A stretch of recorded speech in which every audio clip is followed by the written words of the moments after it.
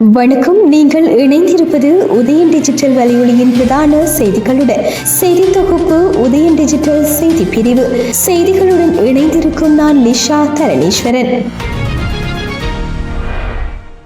யாழ்ப்பாணம் அரியாலை செம்மணி சிந்து பாத்திமையான புதைக்குழி அகழ்வு பணிகளின் பரீட்சார்த்த அகழ்வு பணி நேற்று முன்தினத்துடன் நிறைவடைந்துள்ளதாகவும் இதுவரை மேற்கொள்ளப்பட்ட அகழ்வு பணி நடவடிக்கைகளில் 19 மனித எலும்பு தொகுதிகள் அடையாளம் காணப்பட்டுள்ளதாகவும் அடுத்த கட்ட அகழ்வு பணிகள் எதிர்வரும் 26ஆம் திகதி ஆரம்பிக்கப்படும் எனவும் சட்டத்தரணி ரணிதா ஞானராஜா தெரிவித்துள்ளார். இது உள்நாட்டு போரின் போது நடந்ததாக கூறப்படும் நீதிக்கு புறம்பான கொலைகள் தொடர்பான நீண்ட காலமாக தாமதமாகி வந்த உண்மை மற்றும் நீதிக்கான தேடலில் குறிப்பிடத்தக்க விடயமாக கருதப்படுவதாக தெரிவிக்கப்பட்டுள்ளது. இது தொடர்பாக ஊடகங்களுக்கு கருத்து தெரிவித்த சட்டத்தரணி யாழ் அரியாலை சிந்துபாத்தி இந்து மயானத்தில் காணப்பட்ட மனித புதைக்குழி ஆரம்பகட்ட பரீட்சார்த்த அகழ்வில் இருந்து 19 மனித எலும்புக்கூடுகள் புதைக்குழியில் இருந்து வெளியே எடுக்கப்பட்டுள்ளன. மீட்கப்பட்டுள்ள 19 எலும்புக்கூடுகளும் சட்ட மருத்துவ அதிகாரி செல்லையா பிரணவனிடம் ஒப்படைக்கப்பட்டுள்ளது. அவர் குறித்த எலும்புக்கூடுகளை நீதிமன்றின் பாதுகாப்பில் வைப்பிலிடுவார். இந்த மனித புதைக்குழி பரீட்சார்த்த அகழ்வு யாழ்ப்பாணம் நீதிவான் நீதிமன்ற நீதிபதி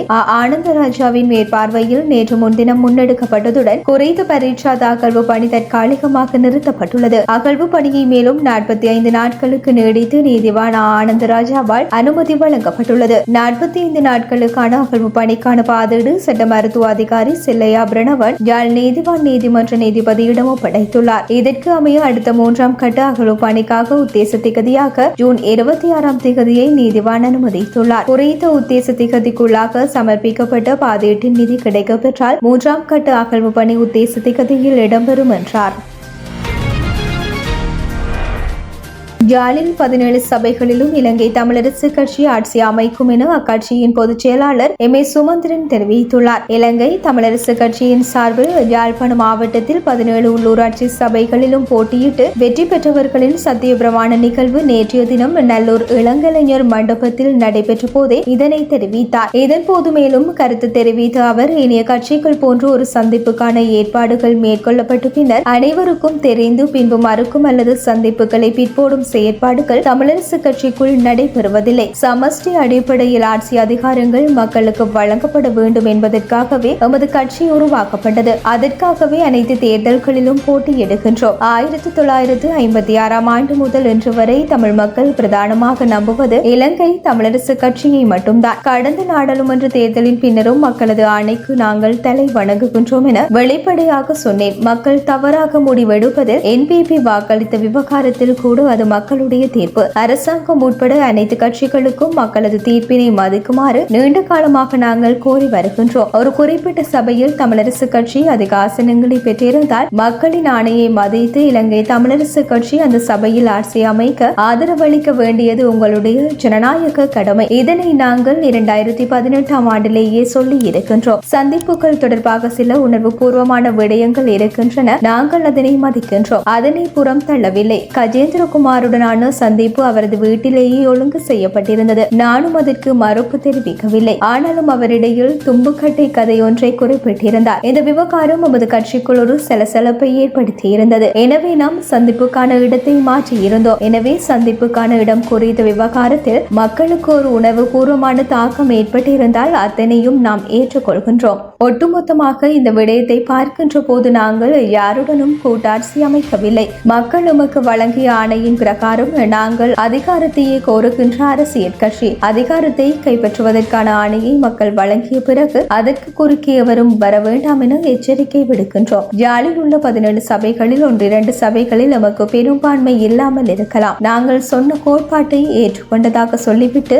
அதனை மறுதளிப்பதற்காக கபடத்தனமாக பலர் செயற்படும் காரணத்தால் 17 சபைகளிலும் நாங்கள் ஆட்சி அமைப்போம். மக்களின் ஆணை இலங்கை தமிழரசு கட்சிக்கு கொடுக்கப்பட்டிருக்கின்றது. இந்த தடவை தேசிய மக்கள் சக்தியை விட கூடுதலாக எடுக்கும் வகையில் மக்கள் மாற்றி அமைத்திருக்கிறார்கள். ஏனையவர்களால் தேசிய மக்கள் சக்தியை மேவி வர முடியவில்லை. தமிழ் மக்களை தமிழ் தேசியத்தை நிமிர வைத்திருக்கின்ற ஒரே கட்சி இலங்கை தமிழரசு கட்சி. அவ்வகையிலான மக்கள் ஆணையை பெற்ற நாங்கள் எல்லா சபைகளிலும் நிர்வாகத்தை அமைப்பதற்கான உறுதுடையவர்கள். அதற்கு குறுக்கே எவரும் வர வேண்டாம் என எச்சரிக்கை விடுக்கின்றோம் என்றார். வவுனியா இரம்பைக்குளம் பகுதியில் அமைந்துள்ள தனியார் காணியில் இருந்து பழுதடைந்த நிலையில் காணப்பட்ட 2 துப்பாக்கிகள் மற்றும் ரவைகள் போலீசாரால் மீட்கப்பட்டுள்ளன. நேற்று காலை குறைந்த காணியில் அதன் உரிமையாளர்களால் அபிவிருத்தி பணிகள் செய்வதற்காக JCB இயந்திரம் மூலம் அகற்றப்பட்டுள்ளது. இதன்போது மண்ணில் புதையுண்ட நிலையில் காணப்பட்ட 2 T56 ரக துப்பாக்கிகள் மற்றும் அதற்கு பயன்படுத்தப்படும் 450 ரவைகள் தென்பட்டுள்ளன. சம்பவம் தொடர்பாக வவுனியா போலீசாருக்கு தகவல் தெரிவிக்கப்பட்டது. சம்பவ இடத்துக்கு சென்ற போலீசார் விசாரணைகளை முன்னெடுத்துள்ளதுடன் ஆயுதங்களை அகற்றும் நடவடிக்கையிலும் ஈடுபட்டுள்ளனர். குறைந்த பகுதியில் 1985ஆம் ஆண்டு காலப்பகுதியில் இந்திய ராணுவத்தின் முகாம் ஒன்று இயங்கியதுடன் அதற்கு அண்மைத்த பகுதியில் போர்க்காலத்தில் புளோட் இயக்கத்தின் முகாம் அமைந்திருந்தமையும் குறிப்பிடத்தக்கது.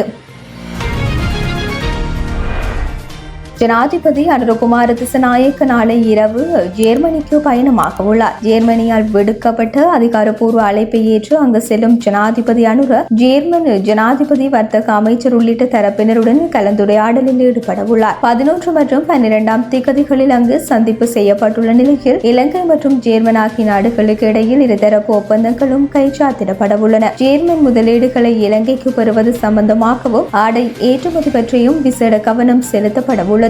இதேவேளை வெளிவிவகார அமைச்சர் விஜித ஹேரத் உள்ளிட்ட குழுவினரும் ஜேர்மன் செல்கின்றனர். இலங்கையின் ஏற்றுமதிகளுக்கு அமெரிக்காவில் வரி விதிக்கப்பட்டுள்ள நிலையில் ஐரோப்பா சந்தையை இலங்கை இலக்கு வைத்துள்ள நிலையில் ஜனாதிபதியின் இந்த பயணம் ஏற்பாடு செய்யப்பட்டுள்ளமை குறிப்பிடத்தக்கது.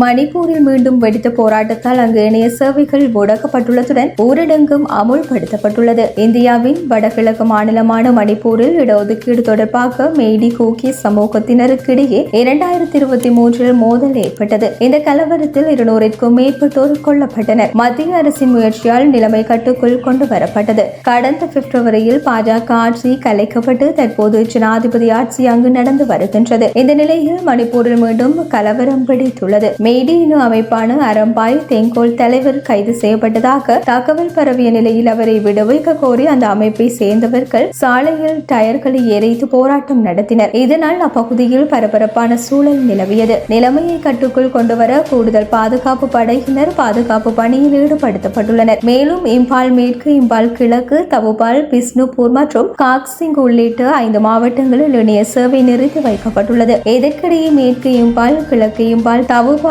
கோக்சிங், பிஷ்ணுபூர் ஆகிய 5 மாவட்டங்களில் 5 நாட்களுக்கு ஊரடங்கு உத்தரவு அமலில் இருக்கும் என அந்தந்த மாவட்ட நிர்வாகம் தெரிவித்துள்ளது. பொதுமக்கள் பாதுகாப்பு அமைச்சர் ஹரி ஆனந்த் சங்கரியின் நேர்மையில் எனக்கு துளியளவும் சந்தேகம் இல்லை என்று கனேடிய பிரதமர் கார்னி பாராட்டியுள்ளார். ஈழத்து பின்புலம் உள்ள ஹரி ஆனந்த் சங்கரி விடுதலை புலிகளின் ஆதரவாளர் என்ற குற்றச்சாட்டு நீண்ட காலமாக முன்வைக்கப்பட்டு வருகின்றது. எனவே விடுதலை புலிகள் அமைப்பின் ஆதரவாளர் எவ்வாறு தேசிய பாதுகாப்பில் நேர்மையாக செயற்படுவார் என்ற தோரணையில் பிரதமர் கார்னியிடம் ஊடகவியலாளர்கள் வினவியுள்ளனர். இந்த கேள்விக்கு பதில் அளிக்கும் போதே அமைச்சர் ஹரி ஆனந்த் சங்கரியின் நேர்மையில் எந்த அச்சமும் ஐயப்பாடும் இல்லை என்று பிரதமர் கார்னி கூறியுள்ளார். ஹரி ஆனந்த் சங்கரி மிகவும் நேர்மையானவர், தனது கடமையை சிறந்த முறையில் மேற்கொள்பவர் எனவும் பிரதமர் கார்னி தெரிவித்துள்ளார். தேசிய பாதுகாப்பு விவகாரத்தில் எந்த ஒரு பிரச்சனையும் ஏற்படுவதற்கு சாத்தியமில்லை. நீதி அமைச்சர், சட்டம் அதிபராக பணியாற்றிய ஹரிக்கு பொதுமக்கள் பாதுகாப்பு அமைச்சராக பணியாற்றுவது சிரமமாக இருக்காது என்று பிரதமர் கார்னி மேலும் தெரிவித்தார். நேற்று நடைபெற்ற பிரெஞ்சு ஓபன் இறுதிப் போட்டியில் ஜானிக் சின்னரை வீழ்த்தி கார்லோஸ் அல்கராஸ் கிராண்ட்ஸ்லாம் பட்டம் வென்றுள்ளார். 2 செட்கள் பின்தங்கிய நிலையில் இருந்து மீண்டு வந்து இதுவரை யாரும் சாதிக்காத ஒரு சாதனையை அல்கராஸ் இந்த ஆட்டத்தில் படைத்துள்ளார். அவர் 5 செட்கள் கொண்டு ஒரு அற்புதமான வெற்றியை 4-6, 6-7, 6-4, 7-6, 7-6 என்ற கணக்கில் பெற்றார். 5 மணி நேரம் 29 நிமிடங்கள் நடைபெற்ற இந்த போட்டி 2012ஆம் ஆண்டு நோவக் ஜோகோவிச்சுக்கும் ராஃபேல் நடாலுக்கும் இடையிலான ஆஸ்திரேலிய ஓபனுக்கு பிறகு 2வது மிக நீண்ட ஆண்கள் முக்கிய இறுதிப் போட்டி இதுவாகும். இத்துடன் உதயன் டிஜிட்டல் வலையொலியின் பிரதான செய்திகள் நிறைவடைகின்றன. தொடர்ந்தும் செய்திகளை உடனுக்குடன் அறிந்து கொள்ள எமது உதயன் டிஜிட்டல் வலையொலி பக்கத்துடன் இணைந்திருங்கள். வணக்கம்.